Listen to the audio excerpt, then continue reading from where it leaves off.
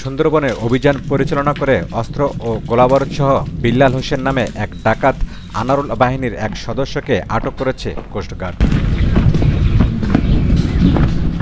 সোমবার সকালে coast guard media কর্মকর্তা লেফটেন্যান্ট কমান্ডার সিয়ামুল হক এ তথ্য নিশ্চিত করেছেন। এর আগে রোববার বিকেলে কোস্টগার্ড বেস মোংলা এবং আউটপোস্ট নলিয়ানের সমন্বয়ে গঠিত একটি বিশেষ আভিযানিক দল তাকে আটক করে। মোহাম্মদ বিল্লাল হোসেন খুলনা জেলার কয়রা থানার বাসিন্দা। লেফটেন্যান্ট কমান্ডার সিয়ামুল হক জানান, গোপন সংবাদের ভিত্তিতে সুন্দরবনের শিবসা ফরেস্ট অফিস সংলগ্ন শিবসা নদীর পশ্চিম তীরে মুচির দুয়ানি এলাকায় দুর্ধর্ষ ডাকাত দল আনারুল বাহিনীর সদস্যরা অবস্থান করছে। এমন সংবাদের ভিত্তিতে কোস্টগার্ড বেস মোংলা এবং আউটপোস্ট নলিয়ানের সমন্বয়ে একটি বিশেষ অভিযান পরিচালনা করে বিল্লাল হোসেনকে আটক করা হয়। গোপন সংবাদের ভিত্তিতে জানা যায়, সুন্দরবনের শিবসা ফরেস্ট অফিস সংলগ্ন শিবসা নদীর পশ্চিম তীরে মুচির দুয়ানি এলাকায় দুর্ধর্ষ ডাকাত দল আনারুল বাহিনীর সদস্যরা অবস্থান করছে।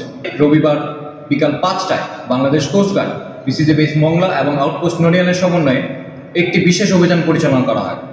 অভিযান চলাকালীন কোস্টগার্ডের উপস্থিতি টের পেয়ে ডাকাত দলের সদস্যরা বনের ভিতরে পালিয়ে যায়।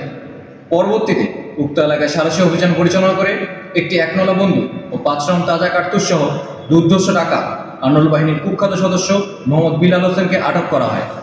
জিজ্ঞাসাবাদে জানা যায়, আটককৃত ব্যক্তি দীর্ঘদিন যাবৎ সুন্দরবনের ডাকাতি কার্যক্রমের সাথে জড়িত থাকার পাশাপাশি ডাকাত আনারুল বাহিনীকে অস্ত্র ও গোলাবারুদ দিয়ে সহযোগিতা করে আসছে। আটককৃত মোহাম্মদ বিল্লাল হোসেন খুলনার কয়রা থানার বাসিন্দা। উদ্ধারকৃত অবৈধ অস্ত্র ও গোলাবারুদ সহ আটককৃত ব্যক্তির বিরুদ্ধে পরবর্তী আইনানুগ ব্যবস্থা গ্রহণের জন্য দাকব থানায় হস্তান্তরের কার্যক্রম প্রক্রিয়াধীন রয়েছে। বাংলাদেশ কোস্টগার্ড আইন শৃঙ্খলা রক্ষার্থে উপকূলীয় নদী তীরবর্তী অঞ্চলে 24 ঘণ্টাব্যাপী টহল কার্যক্রম অব্যাহত রেখেছে, যার ফলে এসব অঞ্চলের আইন শৃঙ্খলা পরিস্থিতি অনেকাংশে উন্নত হয়েছে। সুন্দরবনকে দোষমুক্ত করতে কোস্টগার্ডের এই ধরনের অভিযান ভবিষ্যতে অব্যাহত থাকবে। ডেস্ক রিপোর্ট, আমাদের সমাচার।